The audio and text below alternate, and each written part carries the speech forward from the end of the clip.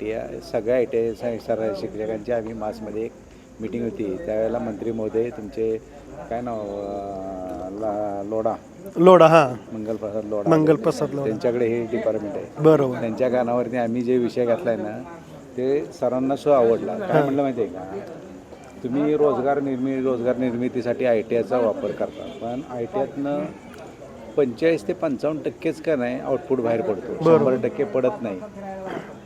मंगलबार लोणांनी एकदम म्हणले तुमचा पॉईंट एकदम भारी. मी काल ऐकायच्या याच्यामध्ये आपल्या सकाळच्या मुलाखत आता एक 90-95 मध्ये ज्यावेळेस शाळा म्हणजे आम्ही नोकरीला लागलो त्यावेळेस टेक्निकल तुकडी होती सर, आणि ती दुपारनंतर 3 तास ITIला जात होती. ती मुलं छोटे मोठे उद्योग करत होते.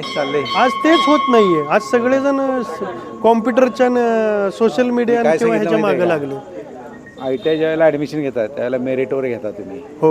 ज्यांना काम पाहिजे किंवा ज्यांना खरं ITIची गरज आहे त्यांना ॲडमिशन मिळत नाहीत. हो.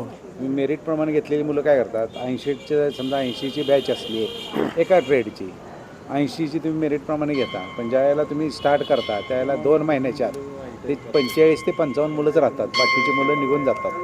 का जातात? कोण इंजिनिअरिंगला जातो, कोण डिप्लोमाला जातं, कोण डिग्रीला जातो, मी आपल्या आर्ट्स कॉमर्सला जातो. अशी म्हणून 80तली 30 ते 35 मुलं हे कमी होतात. मग तो बॅकलॉग का भरत नाही?